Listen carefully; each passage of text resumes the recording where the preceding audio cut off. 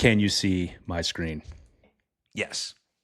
Okay. So what I have just shared with you fine people is a picture of downtown Grand Rapids. Now, if you will look closely, you will see that this is Division Avenue, one block up from Fulton. So this is literally the center of the city. Okay.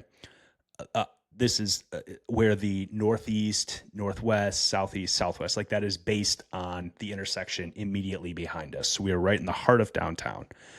Also, for those people who have been around Grand Rapids over the last several years, you will also note that Division has been closed, literally closed, for at least a year and a half straight. And I believe it was almost 2 years that it was just closed, like completely tore up.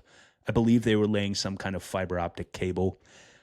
The fact that a serious city would allow you to do this for that long, shut down the main corridor right through the heart of the city, is asinine in a completely separate conversation. We're not going to get into that.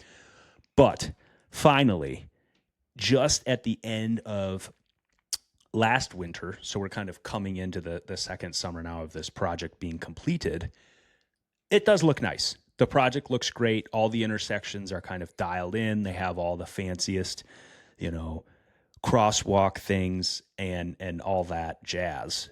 But you will notice here in the foreground of this picture, right here, the infrastructure is less than a year old and it was already crumbling. It is literally already failing and it's only been done a year. Okay.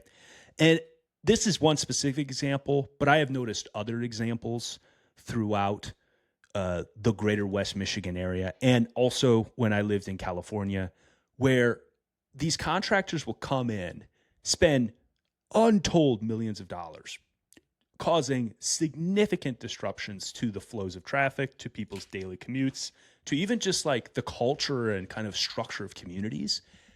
And then at the end, they don't even do a good job. Like the project is already falling apart or it doesn't work as it should. For example, there was a project at an old house I used to live in where they completely redid the drain on the side of the road. And quite literally, it would fill up with water every single day and just stagnate there because of sprinkler systems that would just dump water into the street.